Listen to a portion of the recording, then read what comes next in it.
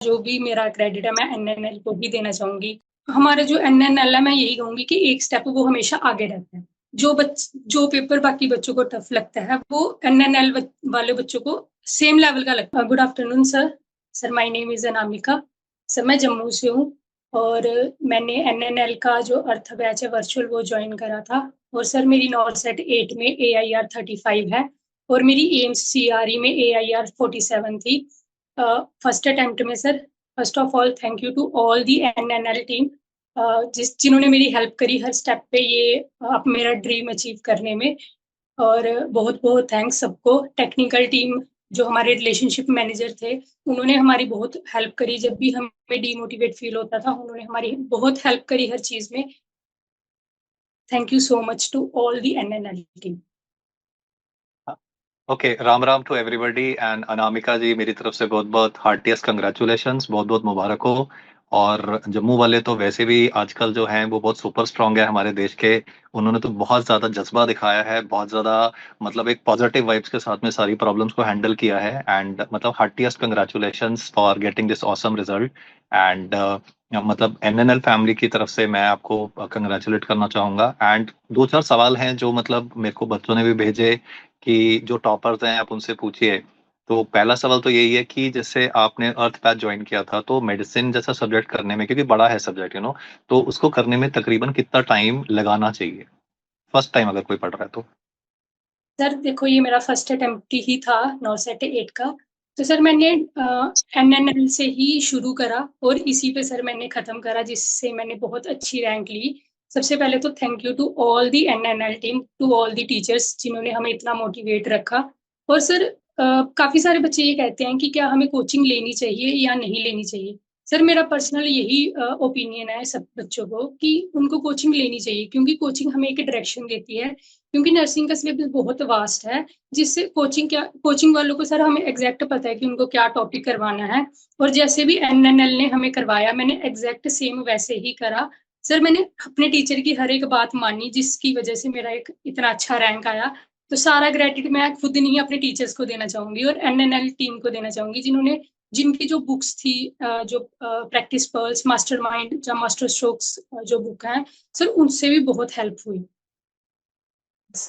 Okay, नहीं नहीं, आप बहुत हम्बल हो तो मतलब नॉर्मली आज के जमाने में हर कोई अपनी क्रेडिट लेके बोलता है कि मैंने किया, मतलब बाकी कोनो हटो साइड में। बट आपका थैंक यू सो मच कि आप इतना रिगार्ड दे रहे हो, इतनी इज्जत दे रहे हो। बट स्टिल मतलब एक जैसे कई सब्जेक्ट जैसे बड़े होते हैं, जैसे मेडिसिन है, ओबीजी वाई है, तो एक अंदाजन अगर एक बच्चा भी स्टार्ट कर रहा है, आपके जूनियर जैसे अब आपको मैसेज कर रहे होंगे कि दीदी आप बताइए ना कि कैसे करें, तो मतलब कितना टाइम उनको लगाना चाहिए for doing it from NNL? Sir मेरा जो पर्सनल पॉइंट ऑफ व्यू मेरा यही है कि जितना कोचिंग वाले जिस दिन जो करवाएं उसी दिन सेम रिवाइज कर लो। ओके। और ओके। और सिलेबस खत्म होता है उसके बाद रिवीजन क्लासेस स्टार्ट होती है एक बार आप तब रिवाइज कर लो। और जब कोचिंग वाले तुम पे हम्म। सारा कुछ कि अब तुम करो फिर सर एक बार तब हम्म। रिवाइज करो। सर 3 रिवीजन तो ओके। हमारी ऐसे साथ साथ हो जाती है। ओके, सो हमने क्योंकि स्ट्रक्चर्ड प्रोग्राम दे रखा है तो आई थिंक मतलब खुद का वो बनाने की जरूरत ही नहीं है। एनएनएल ने उतने ब्यूटीफुली आपको बना के दे दिया पूरा कि 3 रिवीजन तो आपके वैसे ही हो रहे हैं, तो आपने सिर्फ डिसिप्लिन फॉलो करना है और रेगुलर क्लासेस लगाती रहनी है। जो प्लेटफॉर्म आपको प्रोवाइड कर रहा है आप उसी को फॉलो करते रहिए, तो वैसे ही आपकी ग्रोथ हो जाएगी। एक्सीलेंट ये बच्चे, सर। बहुत अच्छा पॉइंट आपने बोला ये वाला।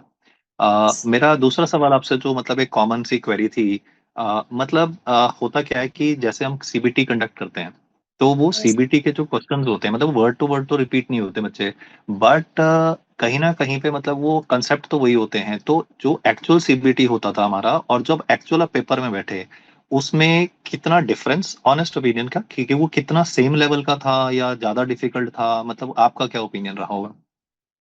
सर जब भी मैंने सर मैं एक बात कहना चाहूंगी कि जब भी मैंने ये एनएनएल ज्वाइन करा था तो मुझे काफी सारे बच्चों ने कहा था कि जो एनएनएल वाले हैं बहुत हाई लेवल का पढ़ाते हैं। ठीक है सर। तो सर उसके बाद क्या हुआ कि जब हम मैंने पेपर देखा नॉरसेट प्री का सर एग्जैक्ट वो हम्म। वाले पॉइंट टू पॉइंट सर हमारे नोट्स में से आया हुआ था। अभी सर सीआरई का हम्म। उसमें एचआईवी पे बहुत क्वेश्चन पूछे थे। और बहुत सर क्वेश्चन थे, हाँ। ये सर पीएसएम में सर जो डॉक्टर मोहित सर ने पढ़ाया था हमें एग्जैक्ट हम्म। वही आया। और सर सीबीटी की बात रही सर बहुत हमारे जो एनएनएल है मैं यही कहूंगी कि एक स्टेप वो हमेशा आगे रहता है। जो पेपर बाकी बच्चों को टफ लगता है वो एनएनएल वाले बच्चों को सेम लेवल का लगता है, क्योंकि हमने जो 6 महीने वैसे ही प्रैक्टिस करी हुई है। तो सर इतना टफ हमें कोई पेपर लगा नहीं, ना सेट, ना प्री का, ना मेंस का। ओके। सर और काफी सारे ऐसे क्वेश्चन थे जो एग्जैक्ट रिपीट भी थे विद क्वेश्चन विद ऑप्शंस। हाँ, मतलब डिजीज तो देखो सेम ही रहना है। तो अगर इरिथमिया पूछेगा तो इरिथमिया की दवाइयां तो वो तीन चार ही घुमा घुमा के पूछेगा, ऊपर नीचे कर लेगा, पल्सलेस इलेक्ट्रिकल एक्टिविटी पूछ लेगा। तो I agree to your point कि हाँ मतलब वर्ड टू वर्ड तो नहीं हो सकता, बट हाँ मतलब काफी ज्यादा सिमिलैरिटी रहती है। तो आपने जैसे मतलब एक आपने बोला कि 3 रिवीजन तो आपके मतलब हो ही गए थे, तो कितने घंटे रोज आप पढ़ रहे थे at last 1 month before the exam? Sir जब क्लासेस लगती थी तब तो हमारी 6-7 घंटे की क्लासेस होती थी। उसके बाद सर मैं 2-3 घंटे का ब्रेक लेके खाना वाना खा के 3-4 घंटे हम उस चीज को रिवाइज कर लेते थे जो पढ़ाया होता था क्लास में। सर उसके बाद लास्ट में क्या था कि मैंने 2 या 3 दिन में एक सब्जेक्ट कंप्लीट करना, फिर उसके एमसीक्यू करने। सर वैसे ही मेरी स्ट्रेटेजी रही और मैं इसी पे कंसिस्टेंट रही। सर एक्स्ट्रा मैंने कहीं का कोई कंटेंट नहीं देखा, कहीं का कुछ नहीं करा। मैंने जो भी पढ़ा बस एनएनएल्स का ही पढ़ा, यहीं का करा, यहीं के एमसीक्यू करे। और सर जो लास्ट टाइम एन एन एनएनएल के जो क्वेश्चन पेपर थे, ग्रैंड टेस्ट थे, सर वो बहुत हेल्पफुल थे। मैंने उनको 2-2 3-3 बार उसको रिपीटेडली उसको अटेम्प्ट करा सर, जिससे बहुत हेल्प हुई। Very nice. तो मतलब कभी एंजाइटी भी होती होगी, नर्वसनेस महसूस होती होगी, तो उसको कैसे हैंडल करते थे? सर एक टाइम ऐसा आ जाता है कि तुम पढ़ने में भी कितना ही सारा सारा दिन पढ़ भी नहीं सकते। तो फिर सर हम्म। मुझे हमेशा एक आपने एक स्टेटमेंट बोली थी ऑनलाइन लेक्चर में कि जो मेडिकल वाले हैं ना उनके लिए पढ़ाई एक नशा है, जिस दिन नहीं करोगे उस दिन तुम्हें अच्छा नहीं लगेगा। तो सर सेम सही यही कह होता है। अगर सर हम्म। नहीं पढ़ते तो बहुत बुरा लगता था, और अगर पढ़ते थे तो हम्म। बहुत अच्छा लगता था कि आज हमने कुछ नया सीखा, कुछ नया करा, एक पर्सनल सेटिस्फेक्शन होती थी। और सर मेरा सभी एस्पिरेंट को यही एक मैसेज है कि अगर पढ़ना है फिर अच्छे से पढ़ लो, 6 महीने खुद को दे लो और ये टाइम बहुत अच्छा रिजल्ट देगा। ये जो सुपर 50 वाले हमारे टेस्ट होते हैं, उनके बारे में थोड़ा बताइएगा कि उनको मतलब कितनी फ्रिक्वेंटली देना चाहिए, या मतलब कुछ ऐसा है, या मतलब फ्लो के साथ जाते रहना चाहिए? मतलब आपने कैसे किया? सर जो सीबीटी हमारे मतलब कितने?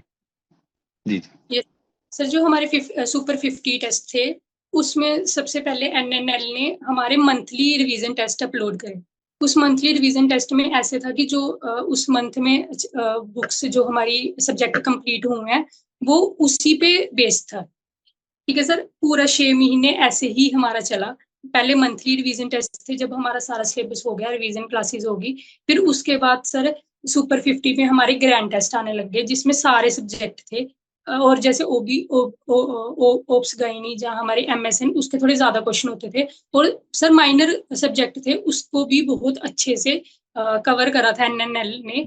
सर कोई भी, मेरे को नहीं लगता अगर सुपर 50 टेस्ट अटेम्प्ट कर लो कोई भी और टेस्ट सीरीज करने की जरूरत है हमें। ओके, सो मतलब कॉम्प्रिहेंसिव है कि वो एक अगर प्लेटफॉर्म आप अच्छे से कर लेते हो, उसके अंदर जितने सारे बटन्स हैं सारे ट्राई करते जाओ डेली डेली बेसिस पे, सीबीटी देते जाओ, सुपर 50, तो पूरा टाइम वो ऐप आपको एंग्रॉस रखेगी। तो अभी भी आप आपका सिलेक्शन हो गया, अब आप एनएनएल की ऐप खोलते हो?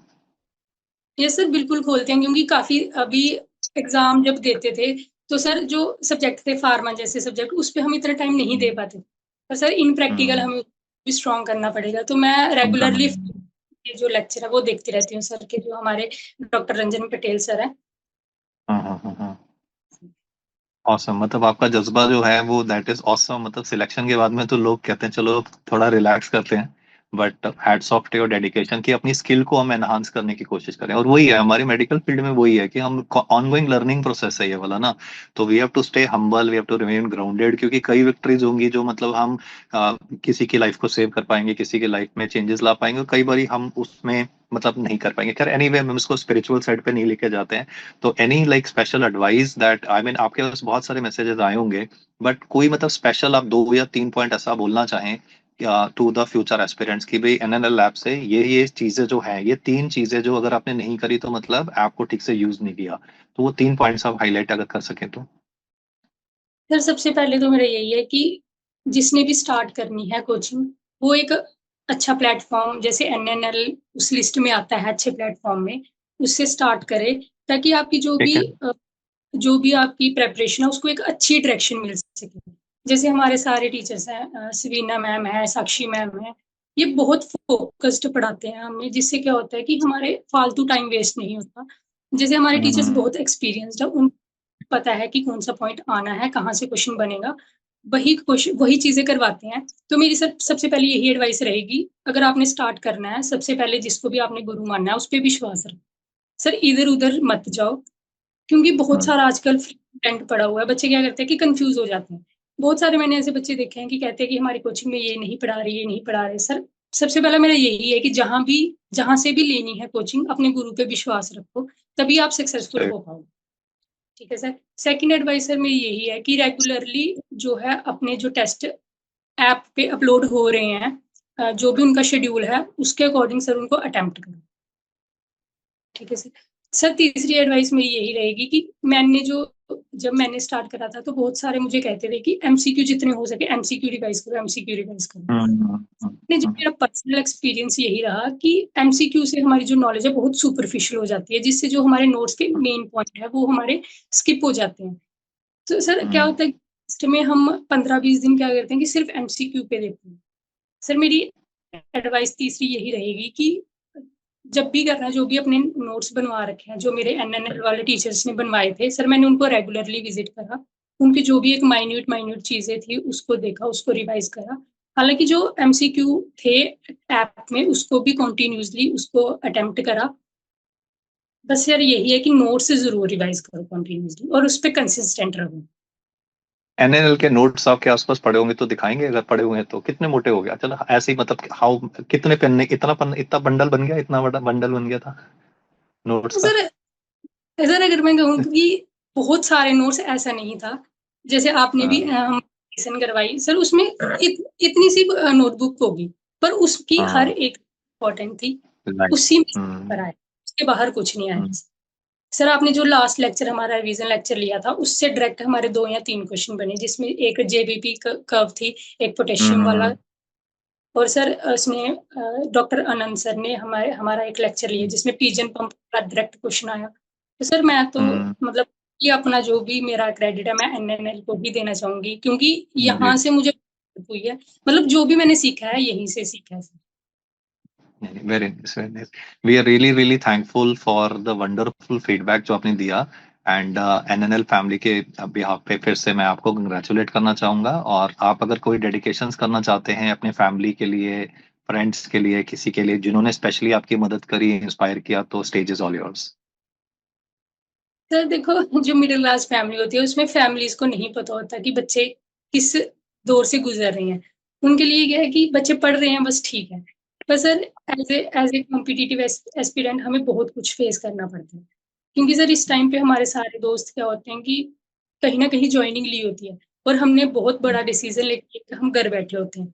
तो हमें बहुत सारी चीजों को फेस करना पड़ता है। इस टाइम पे हमें हमारे फ्रेंड्स ही हेल्प करते हैं, क्योंकि वही हमारी सेम फेस पे होते हैं, वही हमें समझ सकते हैं कि हम क्या चल रहा है।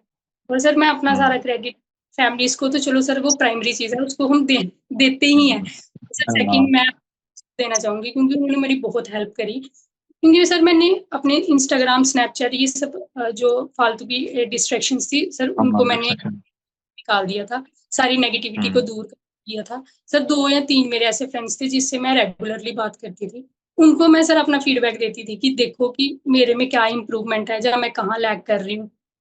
सर उन्होंने ही मुझे फीडबैक कि ऐसे ऐसे प्रिपेयर करो, तो ये क्रेडिट मेरा friends. Very nice, very nice. So thank you so much बच्चे, thank you Anamika, heartiest congratulations and take care, God bless you. Thank you so much.